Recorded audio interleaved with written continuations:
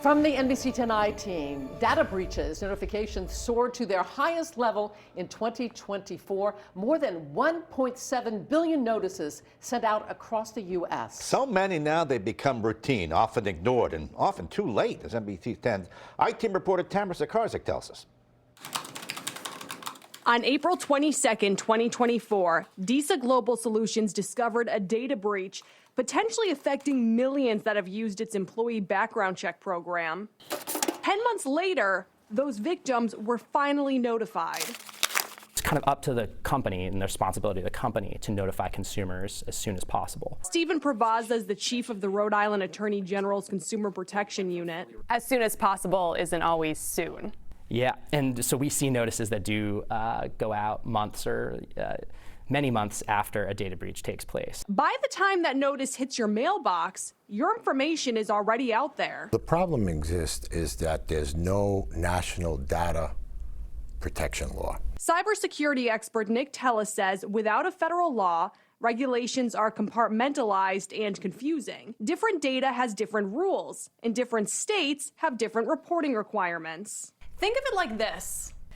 A company with financial and health information is hacked. Both pieces of data have different reporting requirements. That same company has customers in 4 different states. They now have to figure out the reporting requirements for each of the states. So for example, a data breach occurs, the company finds out.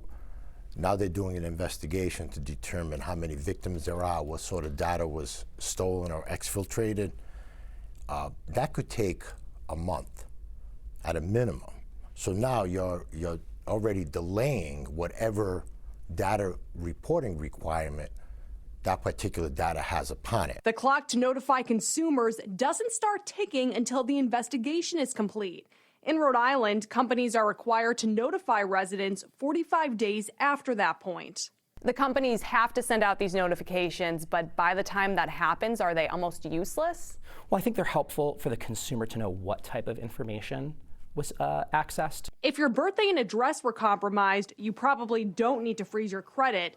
But if it's your social security number, you'll want to watch your finances. Companies usually offer that after a data breach, but not necessarily soon enough. By the time that you actually get the paid credit monitoring that the company is willing to give you, your information has been out there. Absolutely, and you could be re-victimized again.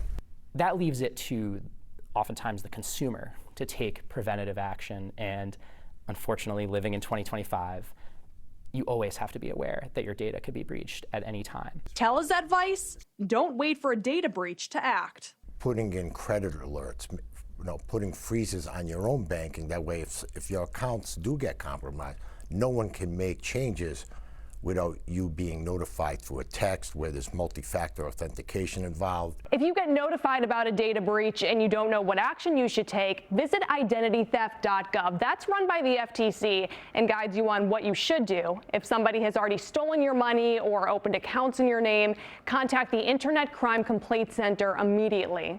We have their information on our website at turnto10.com. For the NBC 10 team, I'm Tamara Sakarzik.